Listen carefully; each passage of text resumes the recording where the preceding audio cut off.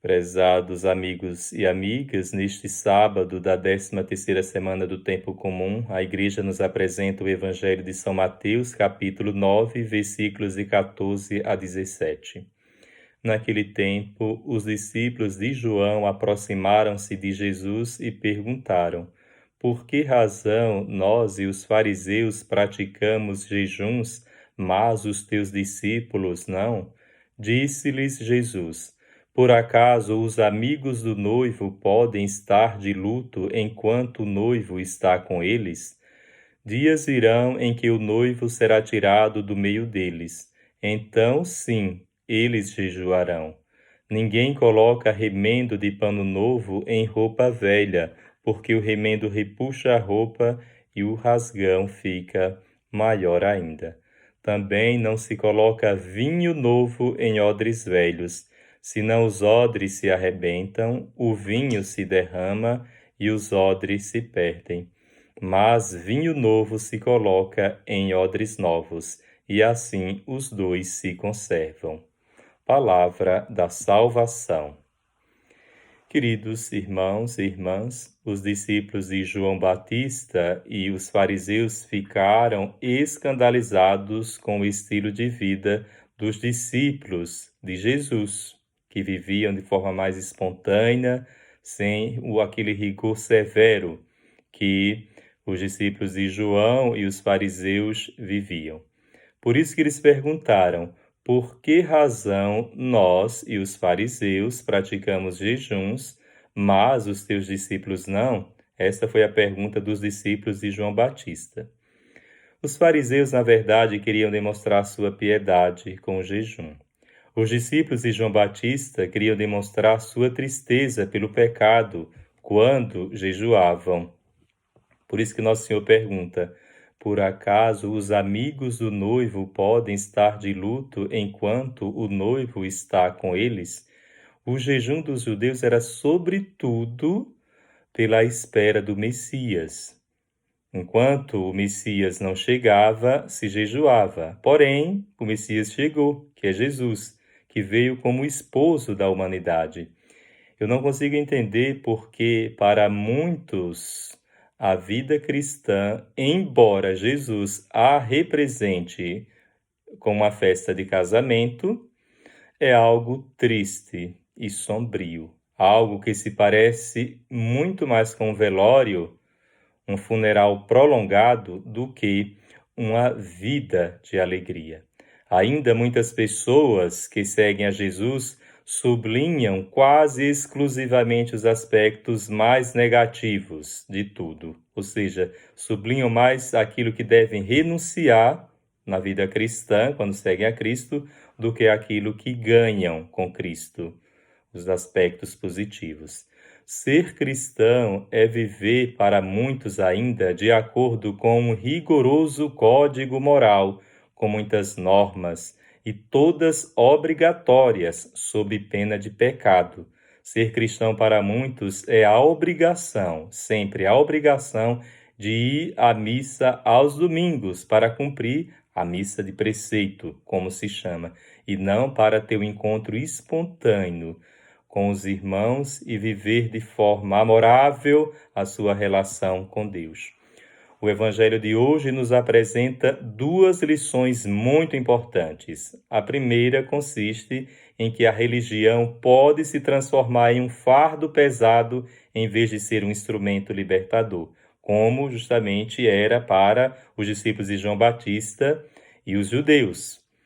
O jejum, sabemos que é uma prática legítima, mas havia um único jejum anual exigido na lei, que era no dia da expiação. Então, o judeu tinha a obrigação de jejuar uma vez por ano. Porém, os escribas e os fariseus acrescentaram à lei de Deus a tradição dos homens e impuseram outras práticas de jejum.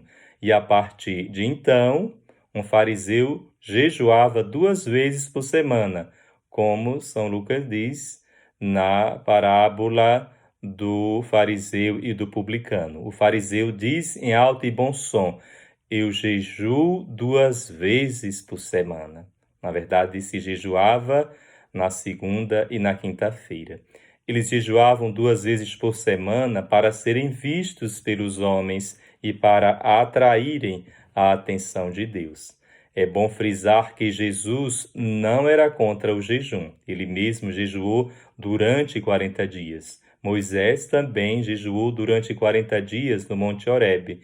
Os patriarcas, os profetas, os sacerdotes, os reis também jejuaram. Os apóstolos também jejuaram. A Igreja de Deus, ao longo dos séculos, também jejuou. Jesus denunciou, sobretudo, o jejum dos hipócritas, que desfiguravam o seu rosto com o objetivo de parecer aos homens que jejuavam. Como diz Jesus no Evangelho de Mateus: quando jejuardes, não tomeis um ar sombrio como fazem os hipócritas, pois eles desfiguram seu rosto para que seu jejum seja percebido pelos homens. Se tratava mais um teatro, um show de jejum, para que as pessoas, vendo aqueles homens piedosos, falassem: vede como são piedosos, como são santos. Em segundo lugar, a vida que Jesus oferece é uma festa efusiva de alegria. Por acaso, os amigos do noivo podem estar de luto enquanto o noivo está com eles? E o noivo é Cristo. A vida é como uma festa de casamento e não um enterro, como falávamos. A festa de casamento é uma celebração de alegria e não de tristeza. Então, o cristianismo é marcado pela festa, pelo banquete. A piedade farisaica era medida pela tristeza do jejum. A piedade cristã se manifesta na alegria da presença do noivo com a igreja. As bodas de casamento era a semana mais feliz de um homem, pois se festejava mais ou menos uns 7 dias, as bodas de um casamento na época de Jesus. Para essa semana de felicidade, os convidados especiais eram os amigos do noivo e da noiva. Jesus veio trazer a vida e a vida em plenitude. Jesus usou 2 figuras em seu diálogo com os fariseus. A primeira é a figura do remendo novo em roupa velha, e a segunda figura é a do vinho novo em odres velhos.